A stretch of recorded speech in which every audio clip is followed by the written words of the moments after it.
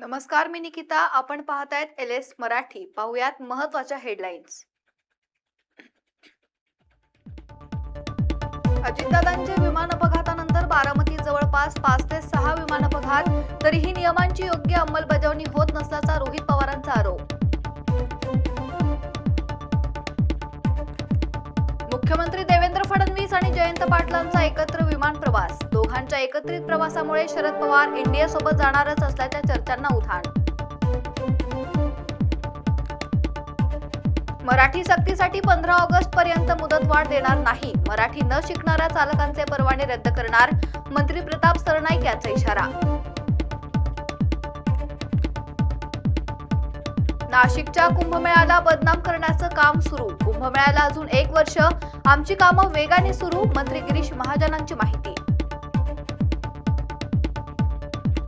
छत्रपती संभाजीनगरमध्ये विमानतळावर आकर्षक नोकरी देण्याचा आमिष. खासगी कंपनीकडून महाराष्ट्रातील हजारो सुशिक्षित बेरोजगारांना गंडा.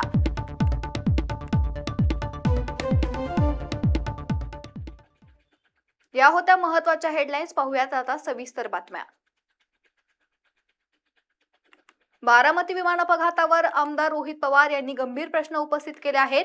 एअरपोर्ट ऑथॉरिटी ऑफ इंडिया असो किंवा नागरी विमान वाहतूक मंत्रालय, प्रशिक्षण केंद्रावर कोणाचेही योग्य लक्ष नसल्याचा आरोप रोहित पवार यांनी केलाय. अजित पवार यांच्या विमान अपघातानंतर बारामतीत जवळपास 5 ते 6 विमान अपघात झालेत. मात्र तरीही नियमांची योग्य अंमलबजावणी होत नसल्याचा दावा त्यांनी केलाय. पायलट होण्याचे स्वप्न घेऊन अनेक मुलं मुली प्रशिक्षण घेत आहेत. मात्र पायलट होण्याआधीच त्यांचा अपघात झाला तर जबाबदार कोण, असा सवाल रोहित पवार यांनी उपस्थित केलाय.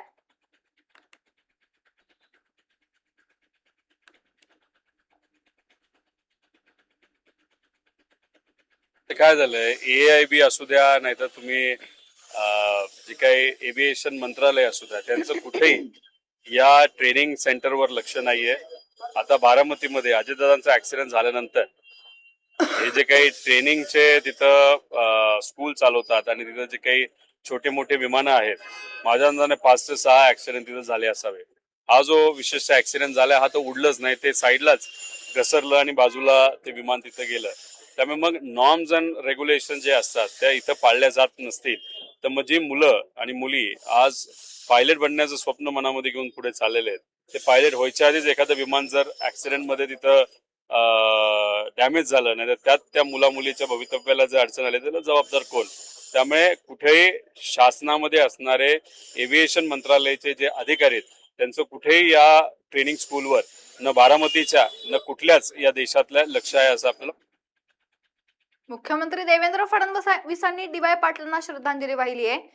डी.वाय. दादा सामाजिक शैक्षणिक क्षेत्रातील अग्रणी नाव होतं, असं यावेळी फडणवीसांनी म्हटलंय. सामान्य माणसाला दिलासा देण्याचं काम त्यांनी केलंय. डी.वाय. दादा केवळ नेते नव्हते तर विचारवंत होते. आपल्या कार्यकाळात त्यांनी आदर्श निर्माण केला, असं फडणवीसांनी म्हटलंय. हे महाराष्ट्रातले जुन्या पिढीतील सामाजिक राजकीय क्षेत्रातलं एक अतिशय अग्रणी नाव होतं.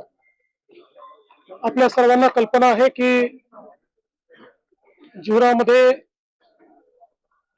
संघर्षातून त्यांनी एक अतिशय मोठं कार्य उभं केलं. शिक्षणाचं क्षेत्र असेल, सहकाराचं क्षेत्र असेल, उद्योगाचं क्षेत्र असेल, या प्रत्येक क्षेत्रामध्ये त्यांनी प्रचंड मोठं कार्य उभं केलं आणि सामान्य माणसाला दिलासा देण्याचं काम त्यांनी केलं. विशेषतः राज्यपाल म्हणून देखील 3 राज्यांची जबाबदारी त्यांनी पार पाडली.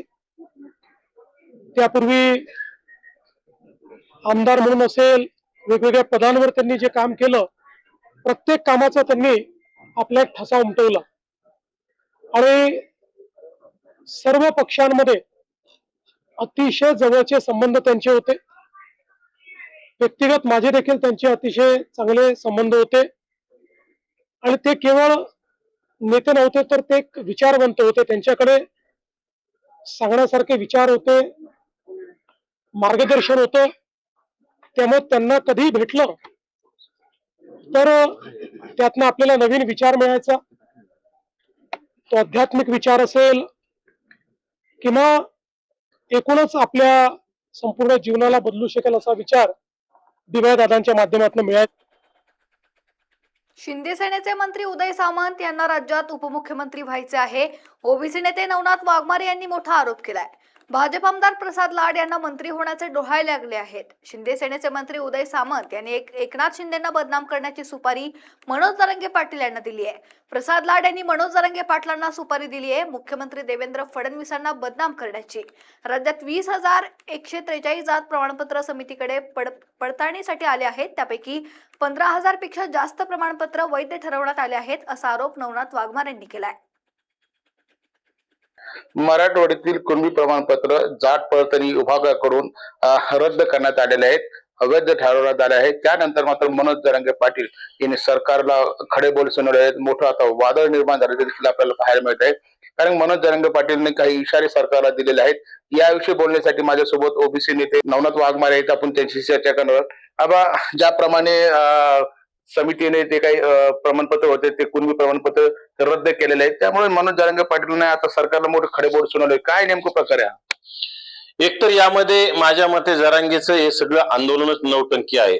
मुळात मराठवाड्यामध्ये 20,143 कुणबी प्रमाणपत्राचे प्रस्ताव जात पडताळणी समितीकडे आलेले असताना त्याच्यामध्ये 15,000 काही प्रमाणपत्र जात पडताळणी समितीनं वैध ठरवलेले आहेत. त्यापैकी फक्त 4 कुणबी प्रमाणपत्र माझ्यामध्ये मराठवाड्यात आता ताजे जिल्हा परिषद सदस्य असतील काय असतील 15,000पैकी 4 आता वैध ठरवलेले प्रमाणपत्रापैकी 4 प्रमाणपत्र रद्द करण्यात आलेत. कारण की त्याच्यामध्ये कुठतरी जात पडताळणी समितीची सुद्धा दिशाभूल करून बोगस डॉक्युमेंट मार्फत कुणबी प्रमाणपत्र काढण्याचं काम ह्या लोकांनी केलं असेल आणि ती प्रमाणपत्र रद्द झाले. आणि रद्द झाल्याच्या नंतर जरांगीने कुठतरी नौटंकी आंदोलन, कारण की मुळात अगोदरच जरांगीने 29 ऑगस्टची वल्गना केली होती. जरांगीला काही जलसंपदा विभागाकडून 1300-1350 कोटीचं काम मिळालं होतं. त्याच्यामध्ये काहीतरी त्रुटी निर्माण झाल्या असत्या. ते कुठतरी सगळ्या प्रामा वगैरे मिळून घेण्यासाठी जरांगीचं हे सगळं नौटंकी आंदोलन आहे. आणि विशेषतः राज्यामधील वातावरण कुठतरी दूषित करण्यासाठी मला वाटतं जरांगे आणि सरकारमध्येच काहीतरी मिली बघत असली पाहिजे. कारण की राज्यात मराठा ओबीसी वाद वाढून आणि मराठ्यांचा अकांत तांडव निर्माण करून ओबीसीच्या तोंडातलं सगळं हिसकावून घेण्याचा राज्य सरकारचा, विशेषतः एकनाथ शिंदेच्या काही मंत्री असतील, भाजपचा झाडू पोचा करणारा दलाल आमदार प्रसाद लाड यांचा स्टंट आहे. संजय रेलस मराठी, छत्रपती संभाजीनगर. विलास घुले हत्या प्रकरणाला जवळपास 50 दिवस उलटून गेले तरी या प्रकरणातील मुख्य सूत्रधाराला अद्याप अटक झालेली नसल्याचा आरोप घुले कुटुंबियांकडून करण्यात येतोय. मुख्य आरोपीला अटक करावी या मागणीसाठी घुले कुटुंबीय जिल्हाधिकारी कार्यालयासमोर आमरण उपोषणाला बसले असून आज या उपोषणाचा 5वा दिवस आहे. मुख्यमंत्री देवेंद्र फडणवीस यांच्यामुळे खासदार पुत्राला अटक होत नाहीये असा आरोप होतोय. दरम्यान उपोषणकर्ते रमेश घुले यांची प्रकृती चिंताजनक झाल्याचं कुटुंबियांकडून सांगण्यात येत आहे. मात्र प्रशासनाकडून अद्याप ठोस कारवाई होत नसल्याचा आरोपही नातेवाईकांनी केलाय. बीड जिल्हा पोलीस अधीक्षक यांची बदली करावी अशी मागणी नातेवाईकांकडून होतीये.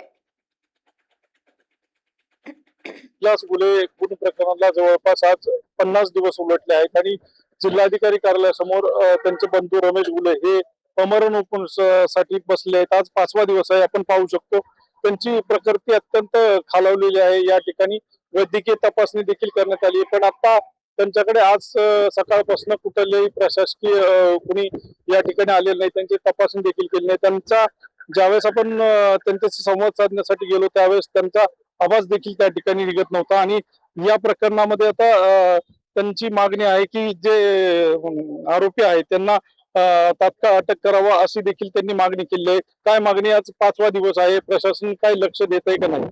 तर प्रशासन कसल्याही प्रकारची दखल घेत नाही. प्रशासन कसल्याही प्रकारचं लक्ष देत नाही. जिल्हाधिकारी कार्यालयासमोर आमरण उपोषण असताना देखील जिल्हाधिकार्यालयाच्या काही कर्मचाऱ्यांनी माननीय जिल्हाधिकारी साहेबांना निवेदन दिलेलं आहे. त्यांना माहिती की 5 दिवस झालं आमरण उपोषण या ठिकाणी चालू आहे. तर ते प्रशासनाची ती माणसं आहेत, प्रशासनाचे एक जिल्ह्याचे मेन अधिकारी आहेत. कसल्याही प्रकारे या ठिकाणी एवढी तब्येत ढासळत चाललेली आहे, बोलण्याची सध्या म्हणजे ताकद शरीरामध्ये राहिली नाही. एवढं असून देखील या ठिकाणचं प्रशासन कसलीही वैद्यकीय सुविधा या ठिकाणी देत नाहीये. एसपी वर दबाव आहे. कोणाचा दबाव? डायरेक्ट गृहमंत्र्याचा दबाव आहे. आणि गृहमंत्र्याच्या दबावाखाली एसपी आहे. आम्ही इथं अल्पसंख्याक आहोत आणि आम्ही अल्पसंख्याक सतत आम्हाला प्रत्येक गोष्टीला तिथे सुद्धा करावं लागतं. आमचा कितीही अन्याय झाला तरी एसपी आमची दखल घेत नाही, कारण इथं आम्ही अल्पसंख्याक आहोत, यामुळे आमच्यावर अन्याय होत आहे. या ठिकाणी नातेवाईकांचा तीव्र असा संताप आहे, जे जिल्ह्याचे पोलीस अधीक्षक आहेत आणि हे या घटनेकडे गांभीर्याने पाहत नाहीत. याच्यावरती मुख्यमंत्री देखील गांभीर्याने पाहत नाहीत. याला मुख्यमंत्री बजरंग सोनवणेच्या पुत्राला वाचवण्यात मदत करतायत असा देखील थेट आरोप आता नातेवाईकांकडून केला जातोय. LS मराठीसाठी दीपक जाधव, बीड. अमरावतीत जागतिक आदिवासी दिनानिमित्त अमरावती शहरात भव्य आदिवासी सन्मान यात्रेचे आयोजन करण्यात आले. गाडगेनगर परिसरातून या यात्रेला उत्साहात सुरुवात करण्यात आली आहे. पारंपरिक वेशभूषेत सहभागी झालेल्या आदिवासी बांधवांनी आपल्या संस्कृतीचं दर्शन घडवलंय. यावेळी आदिवासी बांधवांनी सादर केलेल्या पारंपरिक नृत्याने अमरावतीकरांचं विशेष लक्ष वेधून घेतलंय. ढोल ताशांच्या गजरात आणि पारंपरिक नृत्याच्या तालावर संपूर्ण परिसरात उत्साहाचं वातावरण निर्माण झालं होतं. आपल्या समृद्ध परंपरा, संस्कृती आणि आदिवासी अस्मितेचा गौरव करत मोठ्या उत्साहात हा दिवस साजरा करण्यात आला.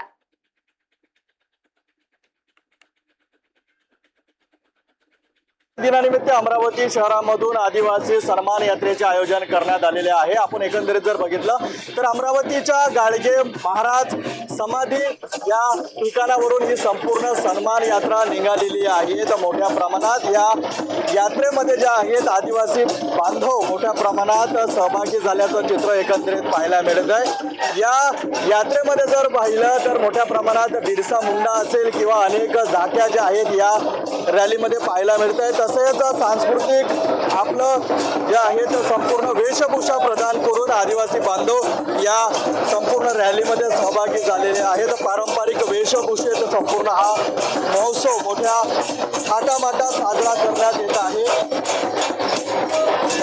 हजारो आदिवासी बांधव याच्या संपूर्ण रॅलीमध्ये सहभागी झालेले आहेत आणि संपूर्ण शहरातून ही सन्मान रॅली जे आहेत ते भ्रमण होणार आहे. तर मोठ्या उत्साहात हा संपूर्ण महोत्सव जे आहेत ते आदिवासी बांधवांच्या वतीने साजरा करण्यात येतो, ज्यामध्ये शेकडो आदिवासी बांधव झाले आहेत सहभागी झाल्याचं चित्र एकंदरीत अमरावतीमध्ये पाहायला मिळत आहे. आज 9 ऑगस्ट जागतिक आदिवासी दिनानिमित्त अमरावती शहरामध्ये सर्व सामाजिक समाज बांधव, आदिवासी संघटना या सर्वांच्या संगमतीने आज आम्ही जागतिक आदिवासी सन्मान रॅली काढलेली आहे. आपण पाहू शकता मोठ्या संख्येने हजारो आदिवासी समाज बांधव, विद्यार्थी आपापल्या घरामधून निघून आम्ही हा उत्सव साजरा करत आहोत. हा पुऱ्या भारतामध्ये उत्सव साजरा केला जाते, पुऱ्या जगामध्ये उत्सव साजरा केला जाते.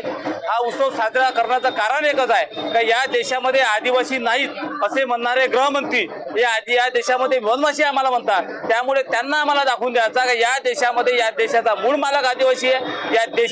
या देशाचा मूळ मालक आदिवासी, मूळ रहिवासी आदिवासी, हा देश आदिवासीचा आहे. म्हणून या मोठ्या उत्साहाने आज आपला समाज बांधव सर्व एकवटलेला आहे. त्याच्यामुळे या सर्व समाज बांधवांचे मी सर्वप्रथम अभिनंदन, आभार व्यक्त करतो आणि मोठ्या संख्येने ते हजर राहिले. मी सर्व समाज बांधव आभार व्यक्त. या सविस्तर बातम्यानंतर घेऊयात महत्त्वाच्या घडामोडींचा आढावा वेगवान घडामोडींमध्ये. रायगडमधील पेणमध्ये जिल्हा मध्यवर्ती कार्यालयाचे राज ठाकरे यांच्या हस्ते उद्घाटन. मनसे पदाधिकारी, कार्यकर्ते मोठ्या संख्येने उपस्थित.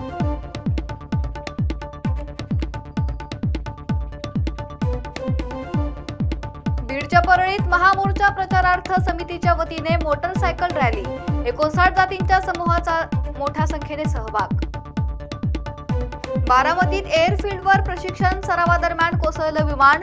सुदैवाने कुठलीही जीवितहानी नाही. लँडिंग करताना रनवेवरून विमान घसरल्यानं घडली दुर्घटना.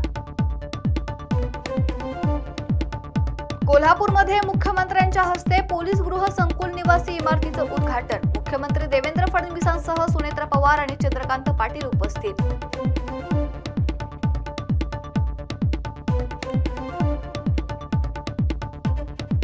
राहुल गांधी यांनी प्रयागराजमध्ये घेतला छात्रों की गूंज कार्यक्रम.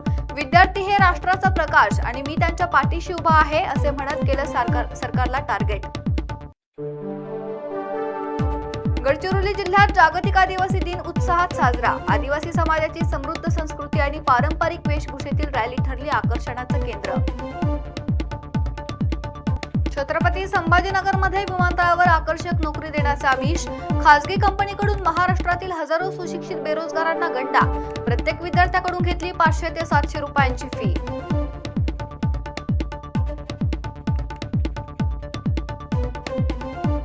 Pune Nashik semi high speed railway सरळ मार्गाने होण्यासाठी चक्काजाम आंदोलन. राष्ट्रवादीचे खासदार अमोल कोल्हे केंद्रात पाठपुरावा करण्यात कमी पडले. अनिल सोनवणेंची टीका.